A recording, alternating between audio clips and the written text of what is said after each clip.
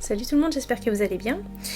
Alors, il y a quelques temps, j'ai publié sur mon compte Instagram des feuillages, donc une planche de feuillage assez réaliste, assez texturée, avec plein de couches successives. Et quelques personnes m'ont demandé un petit tuto pour réaliser donc, ces feuillages. Je vous les remontre.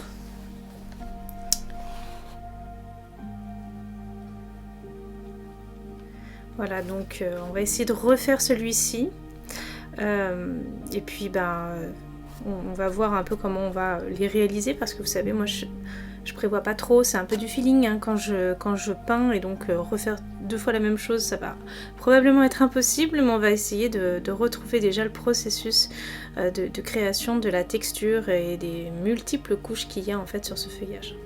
Et avant de commencer sur le feuillage, je voulais revenir sur cette palette dont j'avais accordé toute une vidéo d'ailleurs explicative dessus, le pourquoi je change de palette et qu'est-ce que ça va m'apporter. Donc il y avait cette histoire d'espace pour faire des mélanges et moins de couleurs, ce qui me permettait de faire plus de mélanges par moi-même et donc de me diversifier un petit peu mieux parce que j'avais tendance à tout le temps revenir sur les mêmes couleurs vu que j'en avais énormément. Et effectivement ça a bien marché, j'ai vraiment développé vraiment plus le réflexe de mélanger et puis bon c'est vrai que je peux, voilà, oui, comme vous le voyez, garder plus souvent mes petits mélanges qui restent dans la palette. Ça c'était un bon achat, vraiment je suis pas déçue d'avoir investi dans cette palette là. J'ai rajouté quelques couleurs ici. Donc, mais bon, il n'y en a que 4. Sinon, j'ai un petit peu changé la disposition et puis j'ai un petit peu modifié certaines couleurs. Mais globalement, ça reste un peu la même chose. Voilà, tout simplement pour vous dire que je suis vraiment hyper contente d'avoir investi dans cette palette et que je regrette pas. Alors pour réaliser le feuillage que je vous ai montré tout à l'heure, j'ai fait un dessin. Voilà, je ne l'ai pas fait directement, je ne me suis pas lancée directement sur la feuille blanche. C'est quelque chose que j'aime bien faire, mais là en l'occurrence, pour ce type-là, très texturé, très structuré, vraiment, je préfère dessiner avant. J'adore dessiner, donc moi ça ne me dérange pas. Après là, le feuillage en question, il n'est pas très compliqué. Vous allez retrouver sur mon compte Pinterest dans l'épingle art végétal, vous retrouverez le modèle et puis voilà, je vous invite à vous entraîner à le faire, c'est pas très compliqué mais bon ça on va dire que c'est sûr que c'est moins facile que de se lancer directement là sur la feuille. Enfin, vous me direz ce que vous en pensez. Alors le matériel que j'utilise moi pour faire les dessins, il y a ce crayon à papier, donc c'est le Pitt Graphite Matte 14B de chez Faber-Castell. Donc moi j'aime bien aussi utiliser le Critérium de chez Faber-Castell en 1 mm. Après il y a des gommes, donc la gomme précise Mono 0 de chez Tombow. Il y a également la gomme Tiwoo. Bon, je sais pas, il y en a plein de dérivés de cette gomme, hein, mais bon, moi je la trouve vachement pratique. Vous voyez, quand on appuie ici, donc ça tourne et puis ça gomme en fait sans effort. Donc ça c'est très bien pour les endroits qui sont un petit peu difficiles d'accès avec une gomme comme ça. Hein. Là vraiment c'est très précis. Donc ça c'est très chouette. Et puis bien sûr pour estomper des traits trop grossiers, je vais utiliser une gomme mie-de-pain si j'arrive à ouvrir ce truc là. Hop, voilà. Voilà une gomme mie-de-pain que je conserve dans une petite boîte en métal. Et vous verrez, j'aurai peut-être l'occasion de l'utiliser juste ensuite. Donc pour commencer, moi je vais faire des traits, les premiers traits, les premières esquisses avec mon crayon HB de chez Faber-Castell. Et ensuite je viendrai affiner au fur et à mesure avec mon 14B. Donc là, bon, mon feuillage, il va aller de là, vous voyez, jusqu'à à peu près là, hein, on va essayer. Donc moi je commence par la tige et puis ensuite progressivement je vais tracer les feuilles. Je vais accélérer un peu la vidéo hein, parce que sinon ça va mettre trop de temps. Alors comme vous pouvez le voir, je marque vraiment très légèrement les traits. Cela me permettra ensuite de les effacer ou de réajuster au fur et à mesure de la création de mon feuillage. Alors vous voyez, pour vraiment donner cet aspect de feuilles séchées, comme je le vois dans le modèle, c'est important d'insister sur l'effet ondulation de la feuille et une irrégularité dans sa forme, c'est-à-dire avec des trous par-ci par-là, des craquelures ici et là, et puis tous ces petits éléments vont vraiment permettre de donner ces effets-là à la feuille.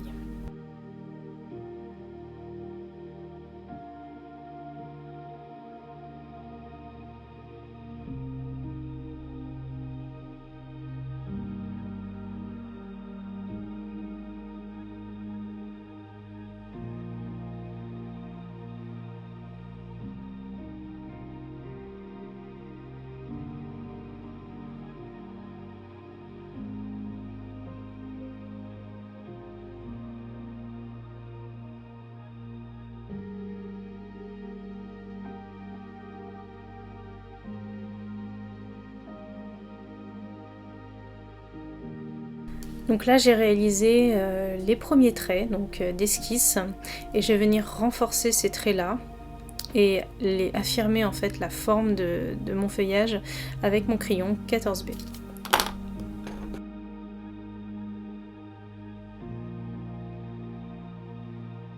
Alors j'adore ce crayon de chez Faber-Castell parce que je trouve qu'il a, comment dire, il est pas trop, la mine n'est pas trop tendre, je sais pas, je trouve qu'il y a un très très bon équilibre. Et il est vraiment bien foncé. Alors le fait d'avoir déjà fait un croquis par-dessous, vous voyez, je suis bien plus en confiance quand je pose mon 14B et franchement il vaut mieux l'être parce que c'est un crayon qui est vraiment difficile à effacer. Voilà, il faut savoir que 14B ça marque énormément de papier. Et là en l'occurrence j'essaye vraiment d'alterner, vous voyez, la pression sur ma mine et puis je relâche de temps à autre. On va dire que j'essaie de repérer les endroits qui seraient éventuellement un peu plus dans l'obscurité et c'est là que je vais vraiment appuyer puis je relâche de temps à autre. Voilà, j'assure un petit peu la continuité de mon trait. Alors je sais pas si c'est possible, mais franchement ce qui serait vraiment trop cool, c'est de faire exactement la même mine mais en critérium parce que bon, je trouve que c'est un petit peu pénible de devoir tailler. Moi, je suis habituée au critérium. Donc, quand on taille, parfois, moi, je me loupe et je casse la mine et ça me frustre énormément. Donc, bon, j'ai suggéré l'idée à Faber-Castell. Je ne sais pas si un jour ça verra le jour, mais j'en serais ravie. Alors c'est vrai qu'il y a beaucoup de détails, mais pour moi ça va vraiment être un repère pour poser la couleur ensuite. Donc entre les parties qui vont être ombragées et celles qui vont être lumineuses, voilà, ça va vraiment me guider quand je vais poser l'aquarelle.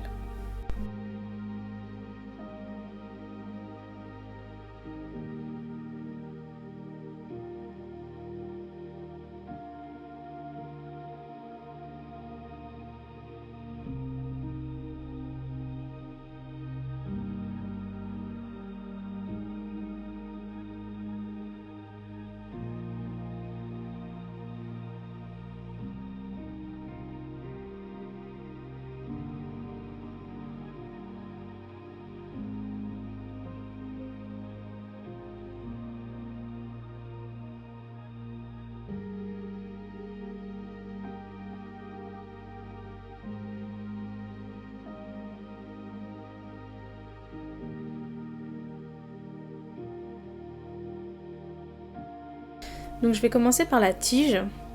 Et pour cela, je vais faire un mélange d'oxyde de fer brun écologique et de noir de Mars. Je vais me mettre ici dans un petit coin.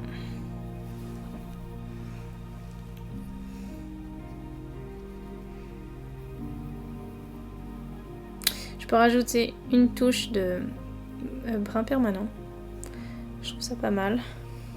Vous allez voir, on va alterner les pigments et de l'eau, tout simplement.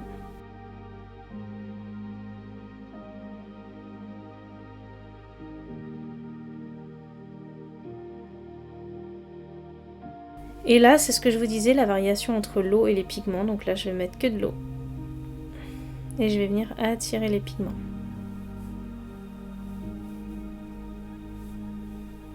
Voilà, comme ça.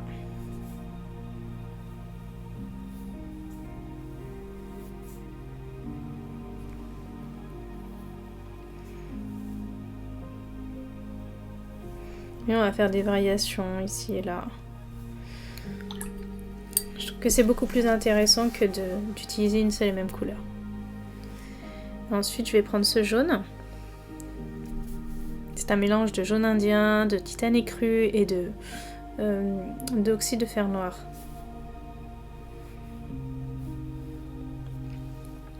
Et là, je vais venir vraiment remplir tout l'espace. Alors le pinceau que j'utilise ici, c'est un 520R de chez Dalb, taille 8, et je l'aime beaucoup parce qu'il retient bien l'eau et en même temps il est très précis. Ça fait environ 3 ans que je l'utilise et la fibre est bien résistante, voilà, elle ne s'est pas déformée, donc c'est un bon investissement. Je remettrai toutes les indications sur les produits de toute manière dans la description de la vidéo.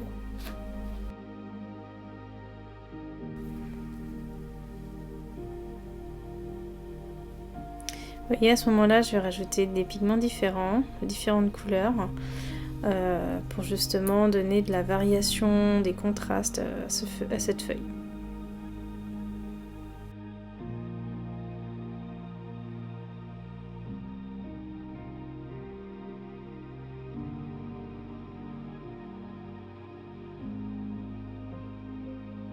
Alors encore une fois, je vais accélérer la vidéo, autrement ça va être vraiment trop long pour vous à visionner et ennuyeux probablement.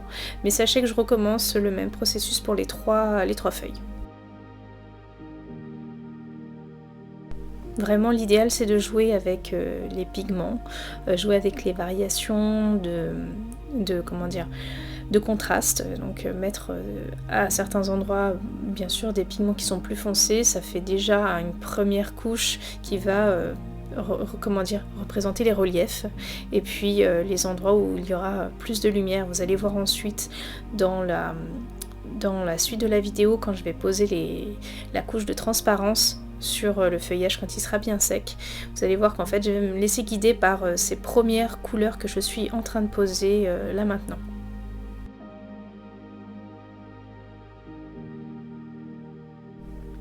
Alors ici j'utilise du papier satiné de chez Dalb, comme j'ai pris l'habitude d'utiliser en ce moment, voilà, je suis dans ma phase de papier satiné, et le truc avec ce papier là, c'est que comme, je sais pas, il a une apparence un peu plus fine, donc il va gondoler un petit peu plus par endroit, et donc forcément à certains endroits il va y avoir comme une accumulation d'eau, vu que moi je travaille avec beaucoup d'eau. Donc c'est pour ça qu'au fur et à mesure que je peins, je viens aussi retirer un peu d'eau avec mon pinceau, je laisse sécher je l'essore un peu sur mon chiffon, et ensuite je viens réabsorber avec le pinceau, on va dire rincé, les amas d'eau qui se forment sur le feuillage.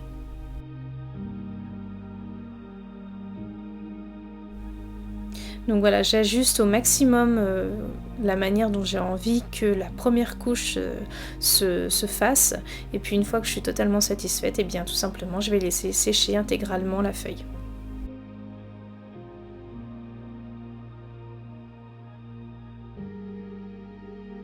Alors une fois que la feuille est bien sèche, je vais venir prendre dans mon pinceau des pigments qui sont assez clairs. Je vais faire en fait une transparence aux endroits où je vais vouloir poser les parties ombragées, mais je vais pas trop foncer dès le début. En fait je vais poser vraiment voilà, une sorte de mélange très clair. Je reprends les mêmes couleurs en fait que j'ai utilisées auparavant, mais sauf que je vais les éclaircir en mettant un peu plus d'eau. Là clairement je m'aide en fait des traits de crayon que j'ai fait sur ma feuille, et je suis les nervures de la feuille. Et donc voilà, je fais grossièrement les parties ombragées, vous voyez, en fait, je réfléchis pas non plus trop, hein, je pose ça comme ça, mais je reviendrai ensuite pour raffiner chaque trait que je suis en train de poser. Je vais revenir une fois encore, une fois que ce sera bien sec, je vais renforcer ces endroits qui sont ombragés. Alors ce que j'aime bien avec cette technique là, c'est que je suis pas vraiment une logique parfaite. Vraiment je me laisse guider par mon instinct, je regarde une feuille réaliste à côté de moi, et Je vois un petit peu la manière dont elle est formée, dont les ombres se posent sur sur les diverses parties de la feuille, mais j'ai pas vraiment, comment dire, un plan en tête quand je peins. Vraiment, j'y vais au feeling et je trouve que c'est plutôt agréable parce que finalement, c'est pas stressant, c'est même plutôt méditatif finalement à faire. Ça paraît pas comme ça, mais le fait de ne pas se poser trop de questions, c'est vraiment très reposant.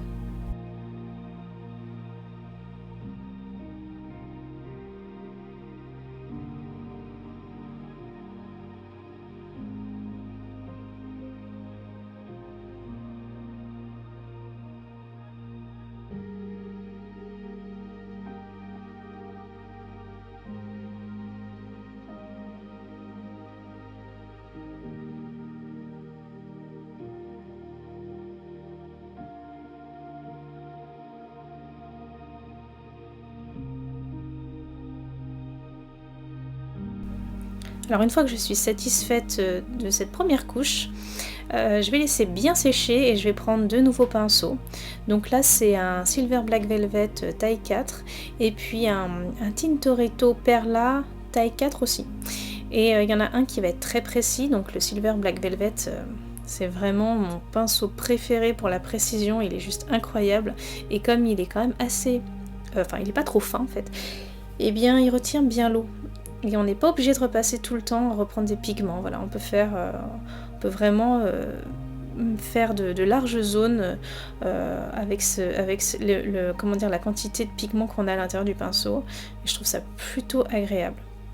Ensuite, j'aime bien adoucir donc les traits que je mets avec le Silver Black Velvet. J'aime bien adoucir avec le Tintoretto, le Perla.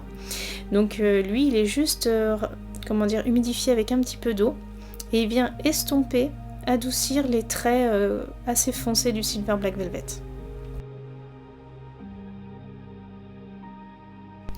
Et comme tout à l'heure, je répète le processus pour les 3 feuilles. Ici, le travail il est un peu plus minutieux que sur la phase d'avant parce que je vais vraiment renforcer déjà les nervures que j'avais fait au crayon à papier. Donc la plupart du temps, je vais quand même repasser dessus, comme là tout de suite. Malgré ça, ça reste un travail quand même très plaisant parce que je me laisse vraiment guider par ce que je ressens quand je vois le feuillage. En fait, je vois des ombres, je les visualise et je les renforce, je les marque un peu plus. Et petit à petit, couche après couche, finalement, il y a toute la texture, tout le relief qui se crée naturellement, presque naturellement. C'est presque tentant d'en mettre beaucoup trop, mais il faut quand même garder un équilibre avec tout ça. On a vraiment, des fois, je me laisse emporter, en fait. Je me laisse emporter par l'envie de rajouter ici et là encore plus de détails. Mais ce qui est bien aussi à un moment donné, c'est de faire une pause, de prendre une photo, voilà, de prendre du recul sur ce qu'on fait pour éviter la surcharge de détails et d'éléments. Pour pas le regretter ensuite, parce que c'est pas possible de revenir en arrière, vous l'aurez compris.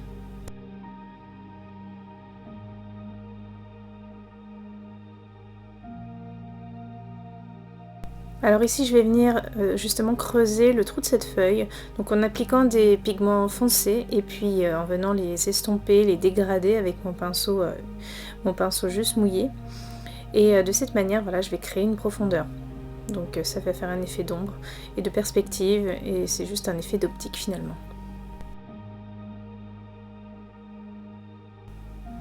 Donc le bon équilibre pour moi, là, quand je fais ce feuillage, c'est d'à peu près de rajouter 3 couches. Ça va permettre d'avoir assez de détails sans pour autant en faire trop et d'alourdir l'ensemble.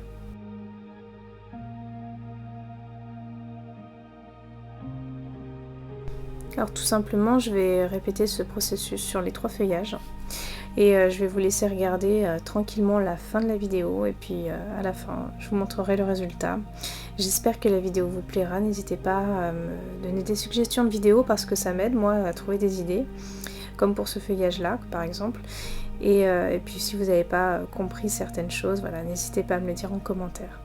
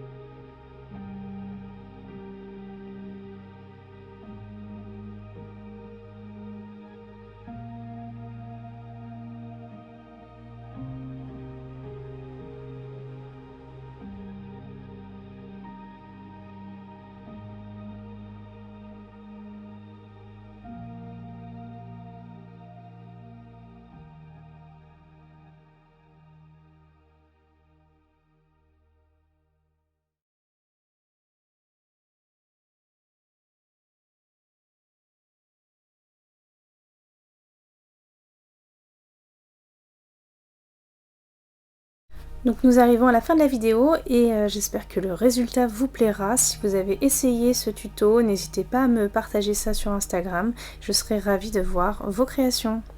À bientôt!